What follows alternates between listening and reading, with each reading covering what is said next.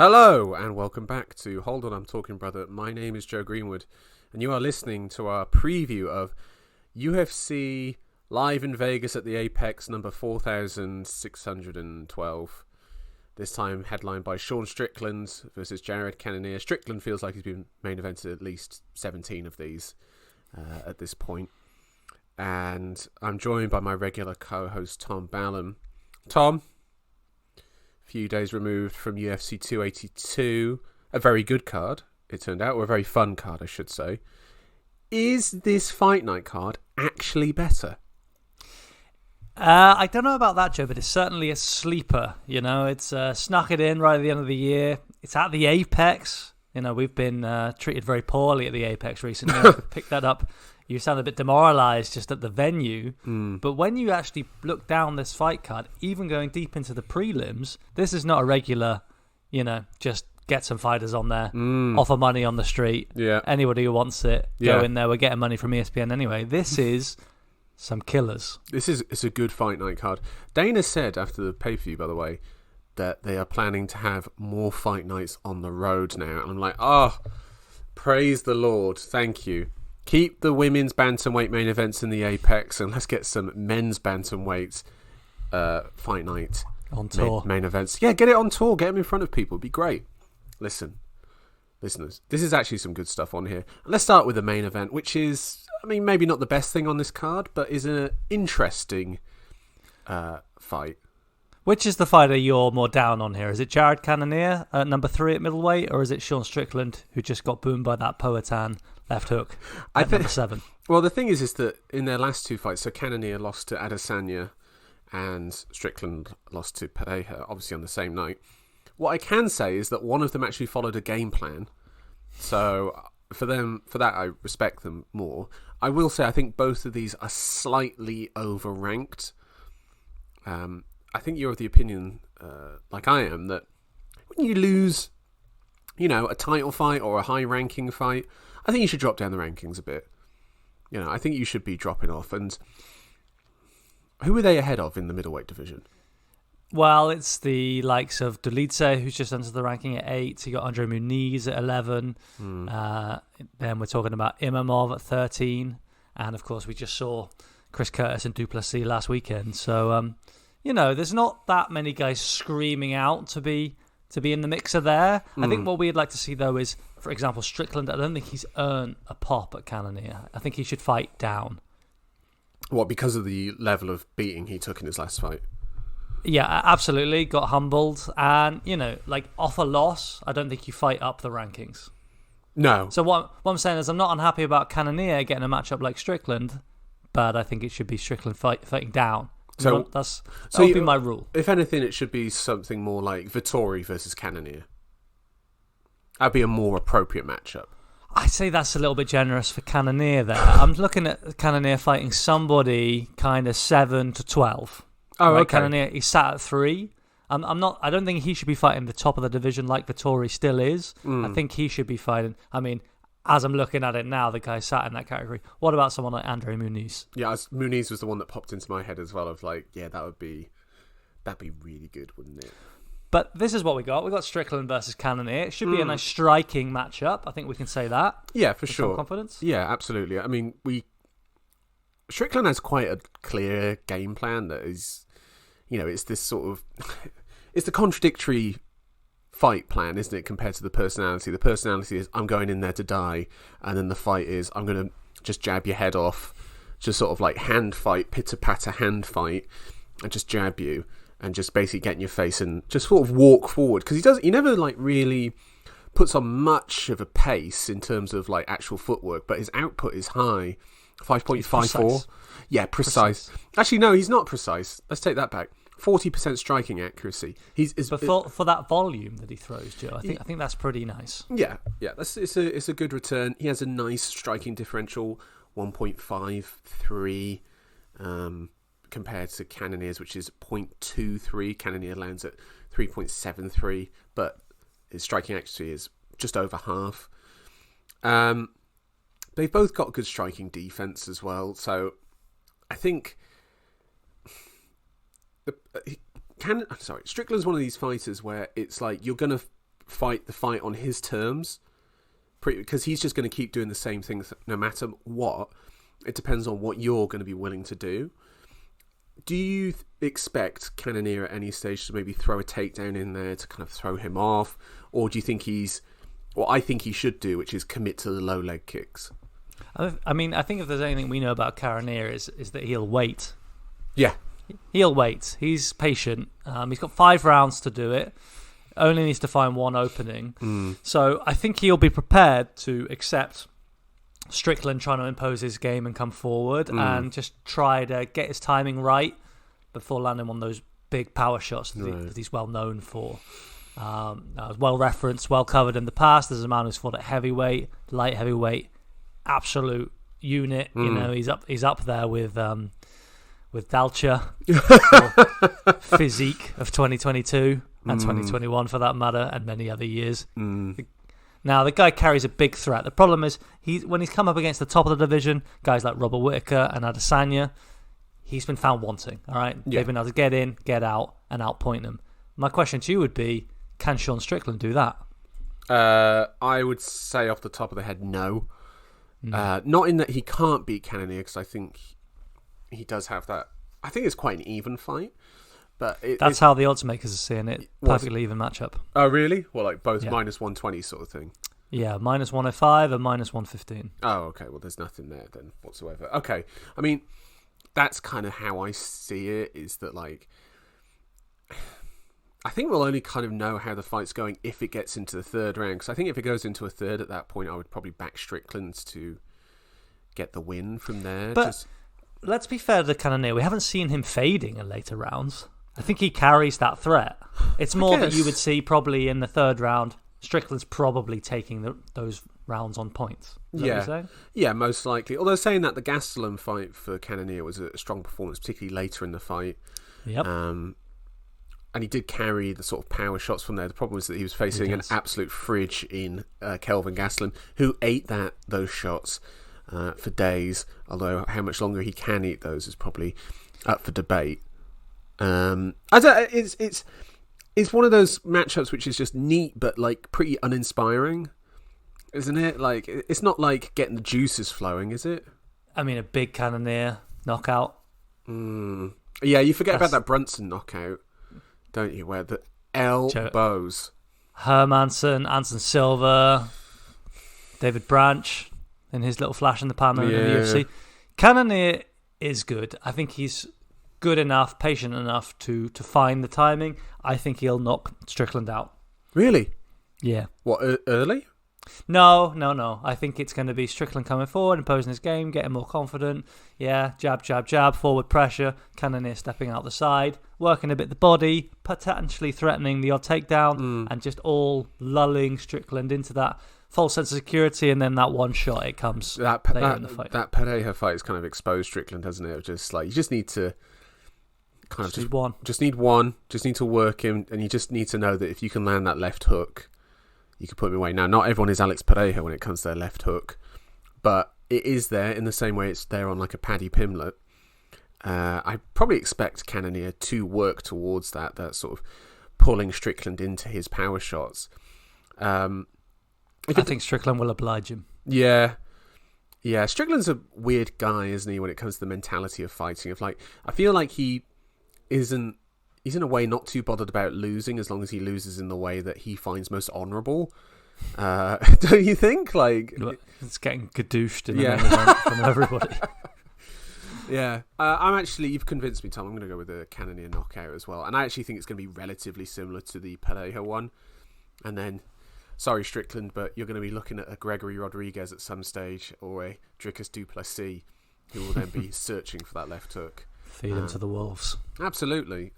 Now, we're a bit muted on this main event, but this co-main event, that's where the juice is. That's where the heat is coming from. Damir Ismagulov versus Arman Tsarukyan. Arman Tsarukyan, so well thought of that he lost his last fight in the UFC, and his ranking hasn't changed at all within the UFC. That's pretty unique situation to be in, Tom. Is Ismagulov going to get taken down in this fight? That is what I want to know, because if that doesn't happen for Tsarukyan, I could see Ismagulov maybe pulling away in this matchup. I think Tsarukyan will be doing his absolute damn best to lean heavier on that wrestling game. Tried to impose that against Gamrot, who had a very active defense and throwing a lot of Granby rolls. It's very hard to pin down. I think you'll find Ismagulov will be quite similar in that regard. Now, this is a man, of course, with... let me just pull the stats up for you right now, Joe. The takedown defense of Ismagulov, I think we're looking at something like 90%. 90%, exactly that, yeah. Yeah, so a man who can keep the fight on his terms, and those terms are on the feet, very fast hands, fantastic jab, amazing fundamentals. Yeah, the jab is tremendous. That's why I think. Well, I think it's the best jab in that division. Let's say, perhaps in the UFC. Yeah, it's definitely the need. He doesn't put a lot on it. He doesn't like show a lot of it either. It's not like, and the jab of it itself can just be a single shot he throws, and he doesn't open his defense up a lot. So it's not like he's going to throw this jab and you're going to be able to get around it. It's back straight away. Yep, he's fast, Joe. His fundamentals are really strong. Also, both of these guys have really good striking defense as well. Ismagulov 63%, Tsarukyan 54%. They only absorb Tsarukyan 1.86, Ismagulov 2.56. It's the takedowns that's really interesting. Both have quite low accuracy, but Tsarukyan gets 2.71s per 15 minutes at 33%. Chains the takedowns, likes to get those sort of like rolling along, and gets you going after a while. I'm thinking of that Joel Alvarez fight where Tsarukyan was covered he was covered in Alvarez's blood by the end of that. I think most in attendance were, Joe. That was a whooping. It was spraying everywhere, wasn't it? Wasn't it one of those fights where the commentator saying like, "I'm actually got Alvarez's blood on me right now"? It was pretty brutal. Whereas Ismagulov uses takedowns 1.4 every 15 minutes, 28% accuracy. Again, low, but more again to open up the striking, open up the hands from there. He will go for a takedown, but he's not really there to hold you down massively. Again, slight issue here for Ismagulov that he's not a finisher. I don't think he would finish Tsarukyan anyway, but all of his fights have gone the distance in the UFC. I think most noticeably that Kutateladze fight, the last one. Amazing stuff that was, too. That fight was so good, wasn't it? That was so good.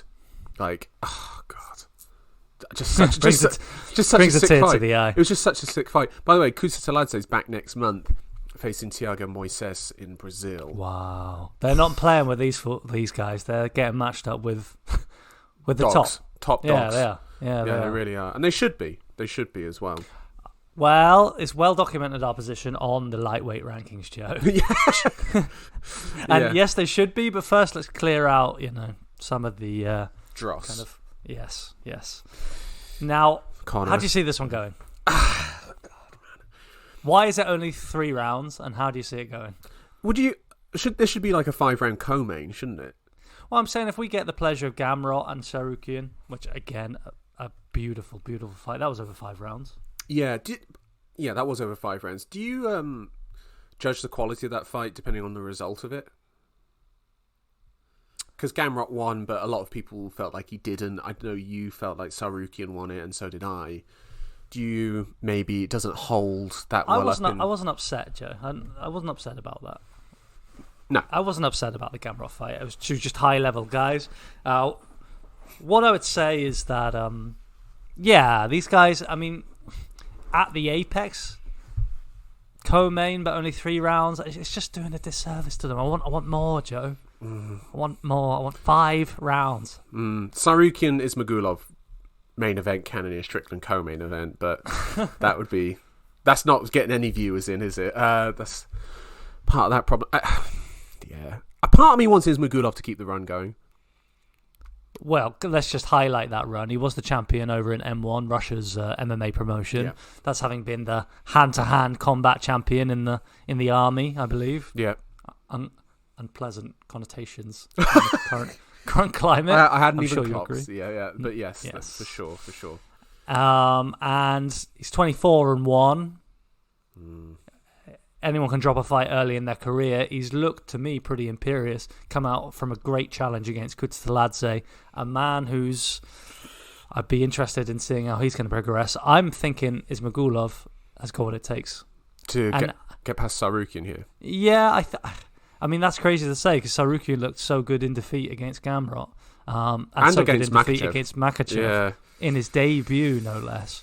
So these guys are destined for the top. What I'm predicting, Joe, is I'm predicting a Tsarukyan loss and unchanged place in the rankings. Yeah, which and again, not one of those. Yeah, I think that's one of those where actually the loser should just stay in the same place because they're doing the unfavourable thing of facing each other, where it's like, realistically, one of these two should be facing Justin Gaethje probably, or RDA. I mean, I don't know. I'd watch Tsarukyan Gamrot too. Like, give me some of that. But instead they have to face off against each other. Yeah, I think Ismagulov, his takedown defense should be able to... those 3 rounds, though. That's the problem, isn't it? Yeah.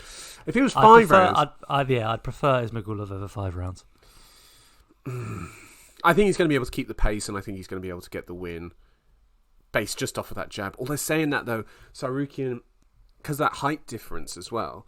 because Ismagulov's going to have to jab downwards, that may open that space of having to, opening your face up from having to punch downwards, whereas Tsarukyan can punch upwards, which will protect himself.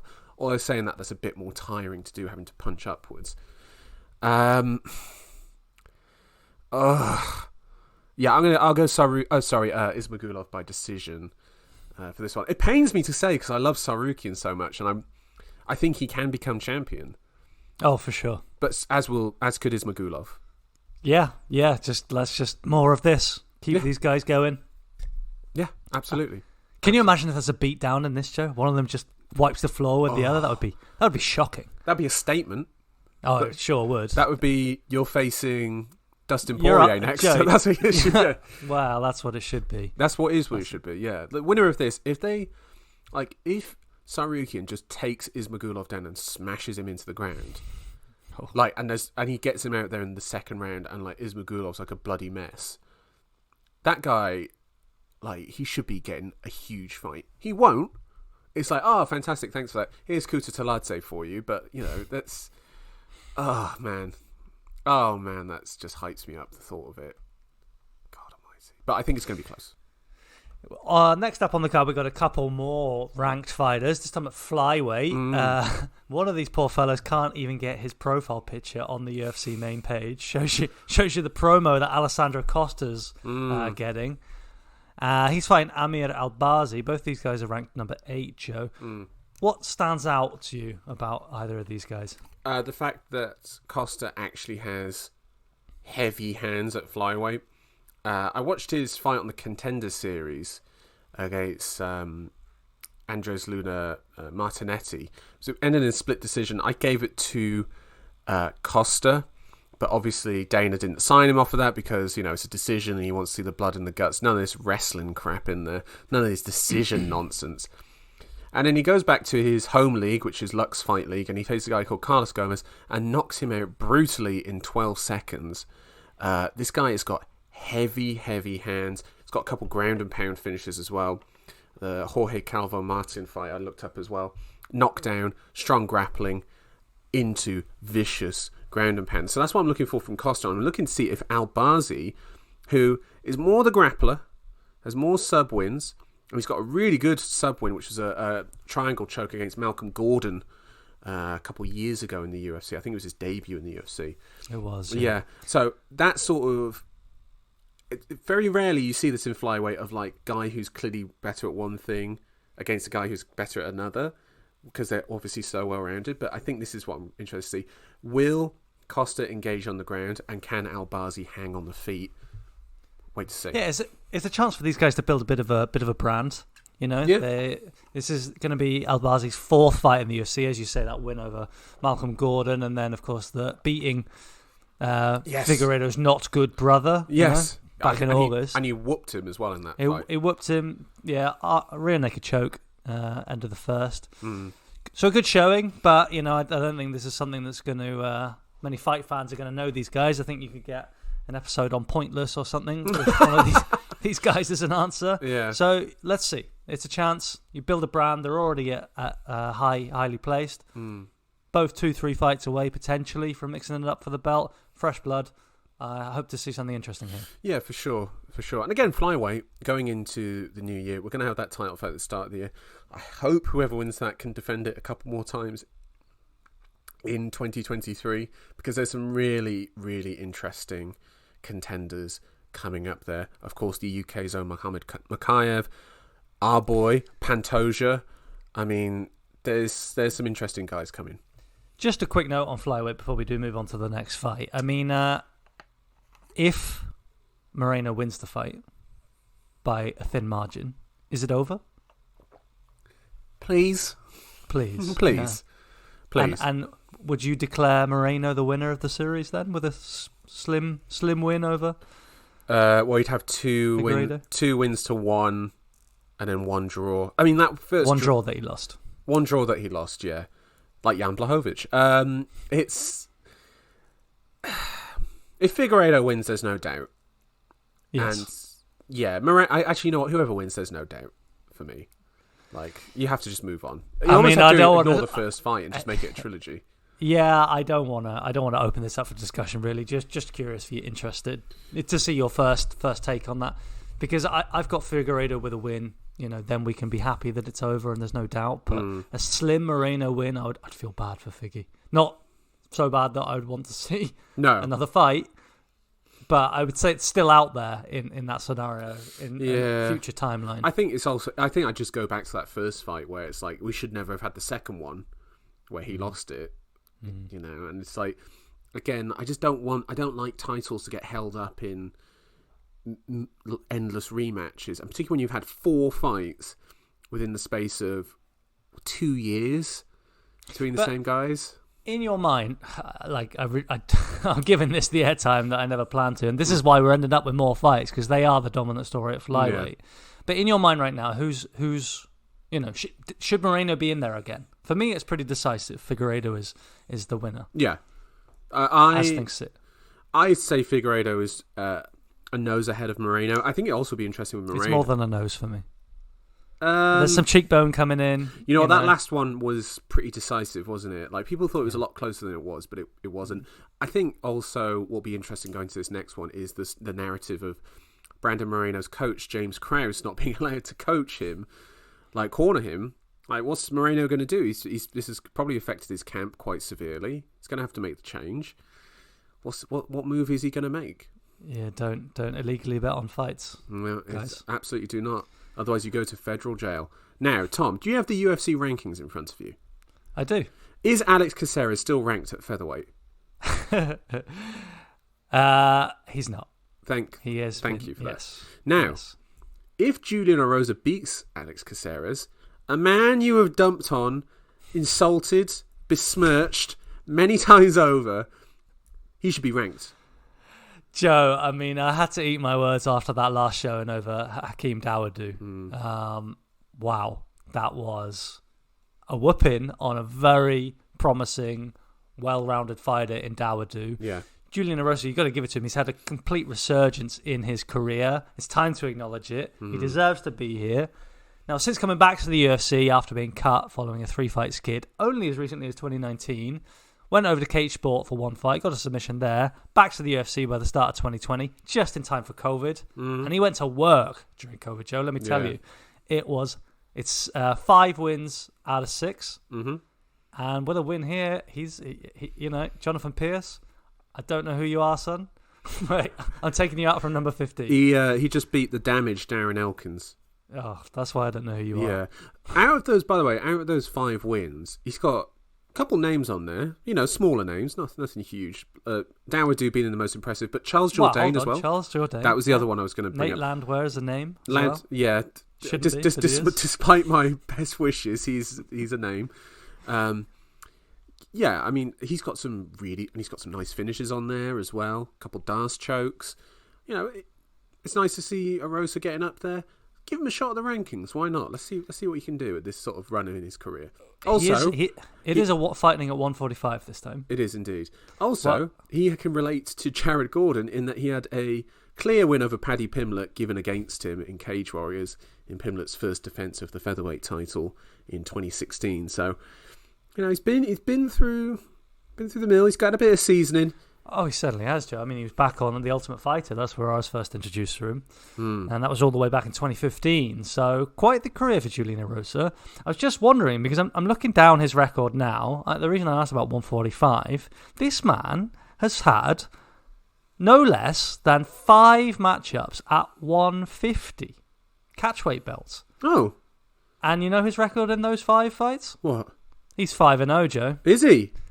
150 belt, make it. The Erosa division. The Erosa division. Well, how many of those are in the UFC? I'd be interested. The last 3, Joe. The last 3 were all UFC fights. There was because Peterson missed weight, Dawood missed weight. Yeah, the Jourdain fight, and then when he first came back to the UFC in 2020, it was a catchweight at 150. He got performance of the night over Sean Woodson then. So right. I might think he might be preying on a Caceres weight slip here and add to the legend. That's the problem, though, isn't it? Is that they don't classify it as a win in that division then anymore, do they? So, yeah, it's a shame. Conspiracy theories. Yeah, everything's against Juicy J. Yeah, we're going for a Juicy J win here. No offence, Caceres, but you're a bit of a jabron. All right, moving on.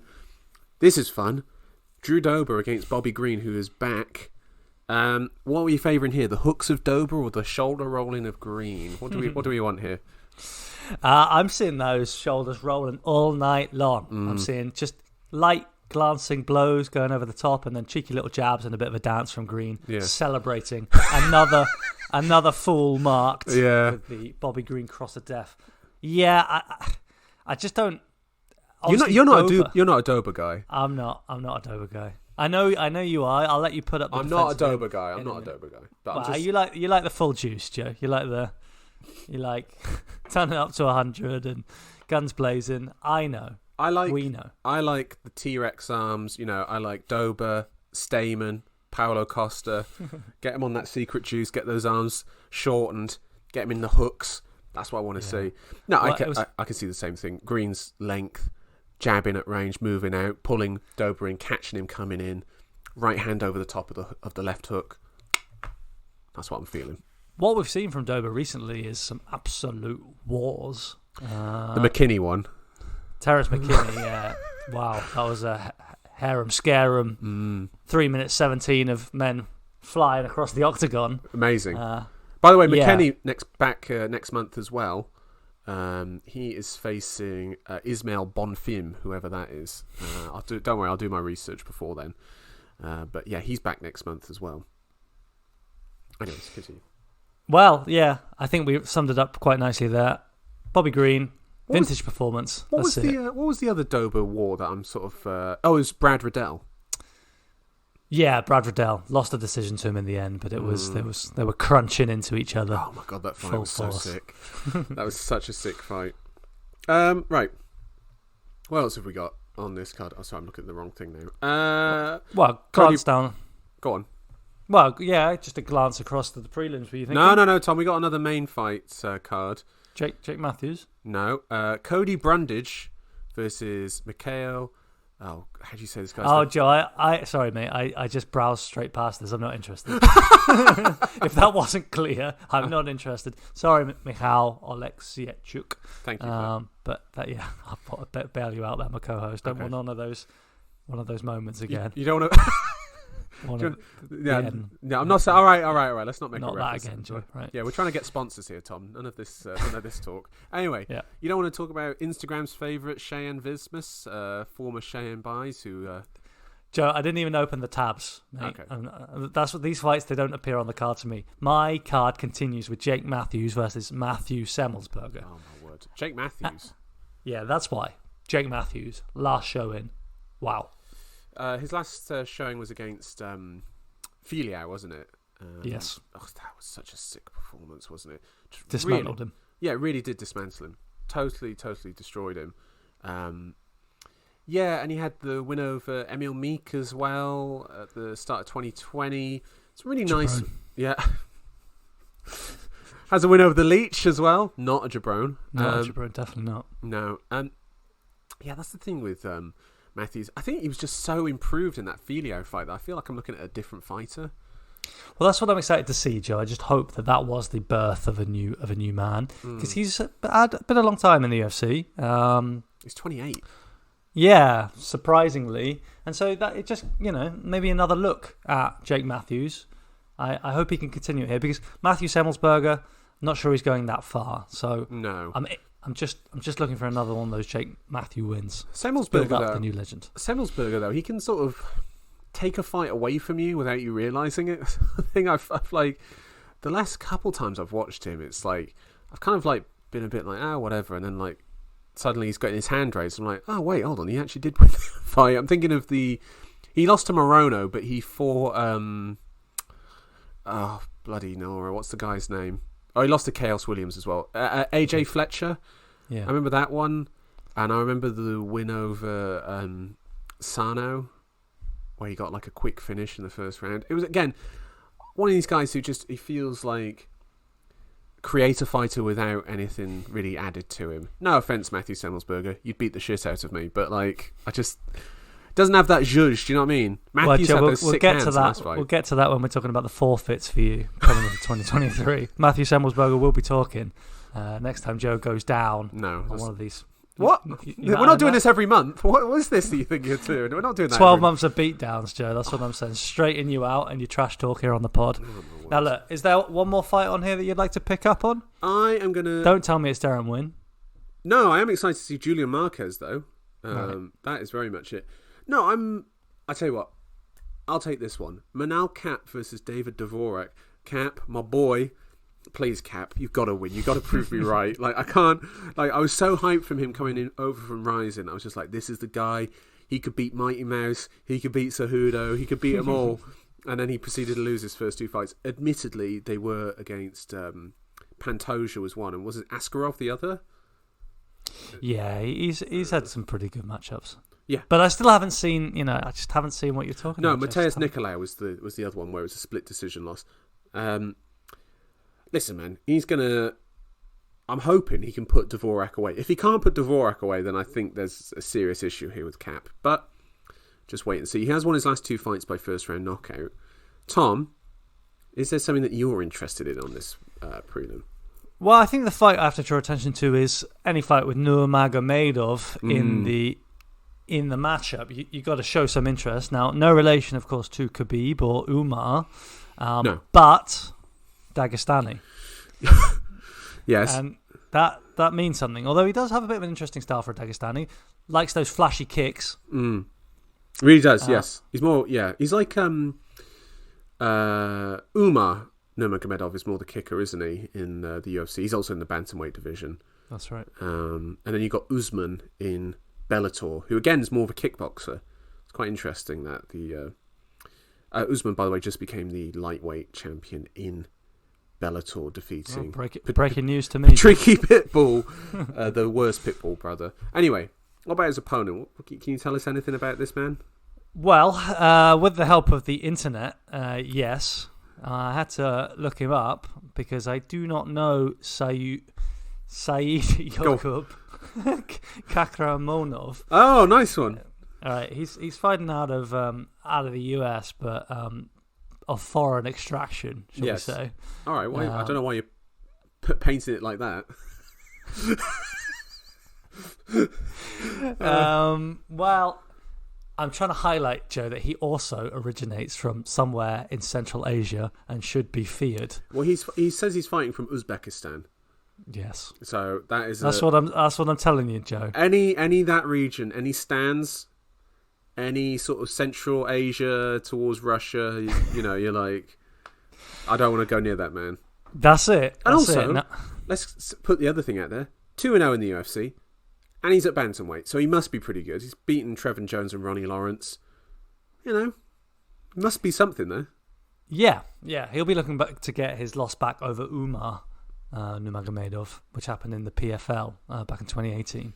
He'll be looking to get a win back over Nurmagomedov and then call out Khabib, round it off. Let's go.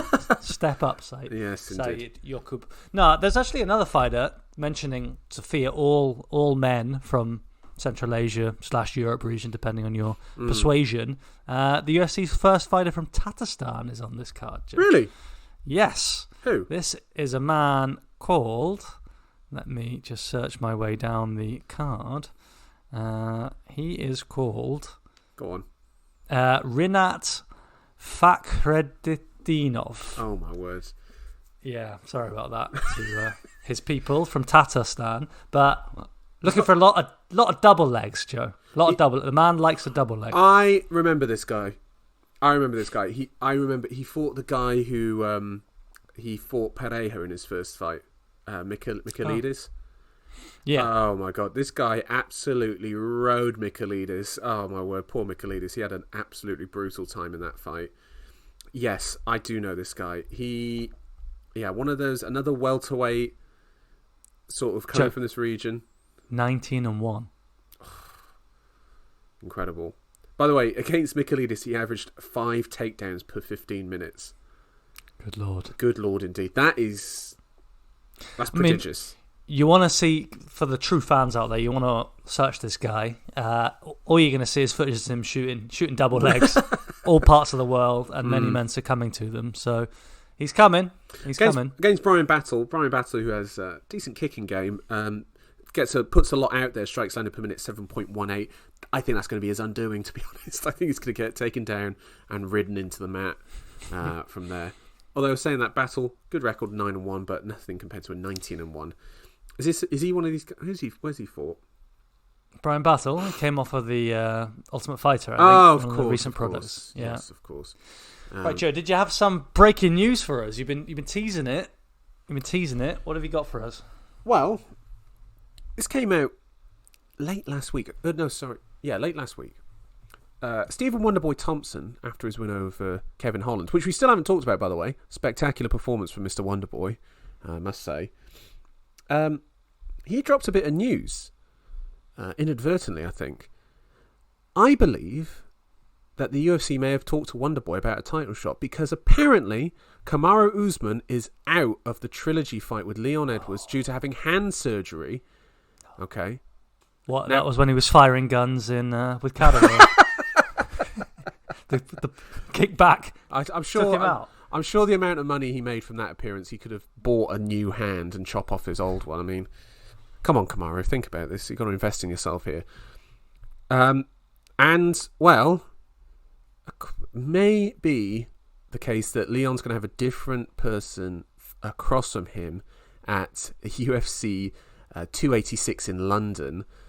Tom, do you want to take a guess at who is the most likely person he's going to face? Colby? No. Hamza? George Masvidal. Oh, God. Masvidal is apparently the front runner for a title shot against Leon Edwards. I mean, all right. Let me change my mindset on that. Leon, get your money, son. Yes. Get your respect back. I take it back. Yeah. It should be some good trash talk. And an absolute matchup. And an absolute whooping for Masvidal. I'd expect so, yeah. Masvidal, I think he would like this. I think he'd prefer to prepare for this than Colby or Kamaru. I don't think he's totally washed. I think he does carry some threat, but yeah, I'd expect Leon to come out on top. Yeah, it's you know why I'm wincing though, Joe. Yeah, well, yeah, I think you know. Yeah, Masvidal, he's not deserving of a title fight. It should be Usman. Or what about Bilal Muhammad? Ugh. Come on, man, he deserves it at this stage. I know he deserves it. I can't deny the man. It just doesn't. It doesn't excite me. Usman Edwards. I mean, let me look at it another way though. I think Leon all the time he can get to prepare for the next Usman matchup is a good thing indeed, because we know he really had to go to the deepest, darkest place to find that. He was on his way to a loss. I think we'll all acknowledge. So yeah, bit of a tune-up against Bilal. Get the confidence there. Put him away. Against Masvidal. Well, you mentioned Bilal potentially getting in there for a matchup. I think we'd expect Edwards to come through Bilal, but at least face a good wrestling test. So, yeah, anything that gets him ready for Usman too. Yeah, I think also if you're going to line up the welterweight division, you can do this with, like, if you have Hamza, first off, make 170 and face a Covington or Bilal in the co-main slot underneath. That sounds fantastic. Edwards versus Masvidal. Yeah, that's fine. That's fine by me. I guess also the UFC, 2 weeks before that, they've got the potential Jones and Ngannou card before. That's if that happens. Apparently, Ngannou is now officially a free agent. I'm worried, Joe. Yeah. I'm worried. You think it's Jones versus Blades, maybe? Yeah, that's what I'm seeing. I just don't think Ngannou's coming back. I want it not to be true so badly. Yeah, it's really swayed back and forth, hasn't it? The feeling of where it's going, but I do hope he comes back. My feeling hasn't been swayed. It's just you saying those sweet words to me that you believed, and that give me a glimmer of hope. But on a personal level, it just doesn't seem like it's going to work out. That's a shame. It's a real shame. Oh, it's more than a shame, but we'll talk about that if that eventuality comes to pass. Yeah. There'll be an extended segment, let me tell you right now. Ngannou could be the biggest star out there right now, should be in his prime. How have they got this heavyweight gem? Yeah. This like literal Mike Tyson of MMA, who could be the biggest thing going. Like if you think about like, you know how like people talk about, oh, Mike Tyson's the greatest heavyweight of all time. He's not, for one, but you know, people love Mike Tyson. They love watching his knockouts from back in the day. They love it. Why isn't Ngannou that? Why they've just absolutely fumbled it with him, and it pains me how much they've ruined this, because it's like the guy doesn't even have to talk, and he can get people in the building. But the thing is that he can talk as well, Joe. Yeah. He's become the complete package. Yeah. Of course, the backstory that's been highlighted. Like I said, I can't give the man enough credit. I can't not talk about what happened in that last fight against Blades. Against Garn. Yeah. He blew his knee out, Joe. Yeah. He's got a bad matchup, a tricky man to fight, and he found the way to win. He risked it all. Yeah, with a personal history there and a personal beef with the former coach. Yeah. There was a lot going into that fight, with the UFC wanting him to lose. And then he did that. Incredible. Absolutely incredible. Right, Tom, we're coming to the end of 2022. And I realised the other day that we are 18 months away from UFC 300. Okay. Now, Tom, I'm going to ask you a hypothetical question here. Or, you know, a bold prediction. Off the top of your head, what is going to be the main event of UFC 300? We're 18 months away, you say? 18 months away. Wow. That's a major card. Jim Miller's going to be fighting on it. We know that for a fact. Dana has said if he's still in the company at that point and still fighting, Jim Miller will be on the UFC 300. I would doubt he's main eventing. Yeah, I'm quite happy to rule that out right now. Feed him another, you know, debutant in the UFC to get smoked like he's been doing in recent times. Anyway, go on. Well, it's just 18 months is a long time in the sport, Joe. Long time, and you know that makes one inclined to look down to these killers coming through. But who can they become? You know, what's their potential in terms of like being a star, being a breakout? Who can stay in position now? Who's already at the top? It's a tough ask. It's a tough ask. Long time in this sport. Long time. Very long time. I mean, at that stage, we may have already seen Khamzat Chimaev fight for the title and maybe lose. May have seen him go up a division. May have seen Adesanya reclaim the belt, or Whittaker, or maybe Pereira's just been dominant at middleweight. I think Khamzat will have been called up by then, Joe. What, to the front? Yeah, I think he'll be on the front lines. Hopefully not. Yeah, I hope not. For maybe it'll be Shavkat Rakhmonov. Maybe it's going to be someone at bantamweight. Joe, maybe it'll be O'Malley on his third defence. I'm sorry, Joe. Shavkat Rakhmonov is not headlining UFC 300. I know. Doesn't matter what he does between now and then. I know. That's not happening. Hey, it's in my world. Can I tell you what I think it's going to be? Please. Conor versus Nate 3. What a note to come to an end on. Let me show some light in the world. Let me say, Sean O'Malley. Yeah. He's going to be fighting, finally, Marlon Vera. Oh, poor Marlon, that long wait. Yeah, he's going to dodge him until then, but Marlon will have head-kicked his way to be undeniable. He'll be representing South America, Sean O'Malley, North America, Clash of Civilizations, UFC 300. Man, if I'm selling Dana, it. if I'm Dana, I'm booking it. Like, I'm booking it now, going like, could work. Title fight, UFC 300 bantam. I'm announcing it today. Obviously, Aljamain will be like, what? I'll be like, don't worry about it. You'll be fine. You'll be out of here by then. Merab, you're nowhere to be seen in the UFC at this stage.